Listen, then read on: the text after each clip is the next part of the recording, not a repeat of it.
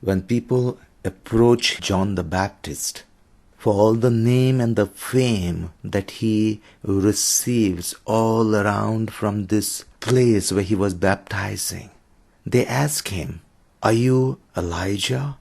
John said, "I'm not." "Are you the prophet?" He answered, "No." Now considering to what I have said and referring it back with Matthew's Gospel, when after the transfiguration, when the disciples asked him, "Why is it that Sadducees say that the Elijah must come first?"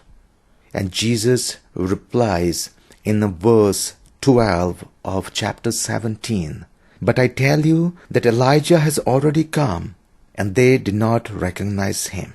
And in verse 13 we find, "Then the disciples understood that he was speaking to them about John the Baptist." Not that clear that Jesus says John the Baptist was Elijah. But here again from Matthew chapter 11, when he speaks about John the Baptist in verse 9 and verse 14. These are the words. "What then did you go out to see? A prophet? Yes, I tell you, and more than a prophet." And verse 14, "And if you are willing to accept it, he is Elijah who is to come." So in this Matthew chapter 11, Jesus openly says that John the Baptist is Elijah and John the Baptist is prophet and more than the prophet. It should make us realize, though John says no in today's gospel, it's not the clash.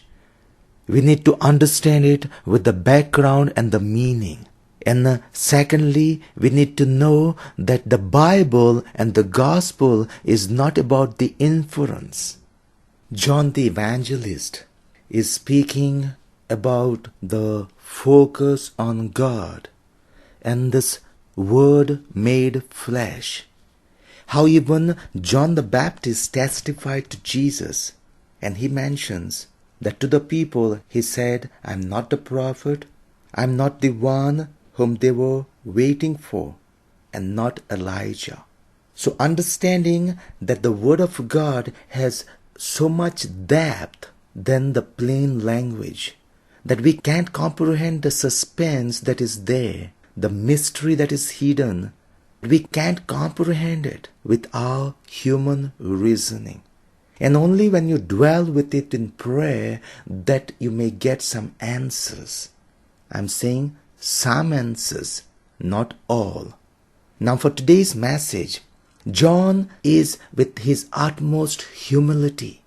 The focus of attention should not be he. The focus of attention should be Jesus. There's attraction among the people that approach him, but he doesn't misuse and abuse this attention. His ultimate goal is to point the finger to Jesus.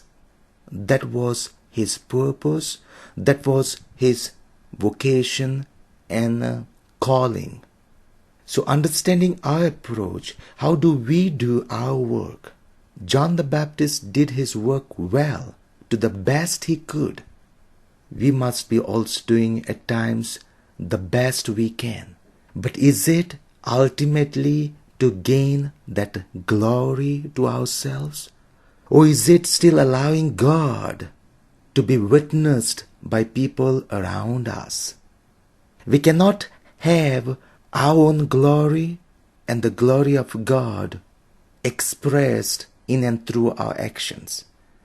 It should be either my name should grow or God's name should grow.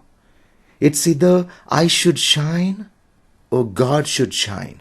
There are a lot of temptations that when I do the things the best I can, maybe in our daily chores of the family, in our daily work at the office, the daily work of our career, there is every tendency to take the credit to ourselves. And it's nice that you have done well, but finally it should be pointed towards God. That God should be the focus and God should be promoted. and that I and that you are only instruments of this God's work in the world.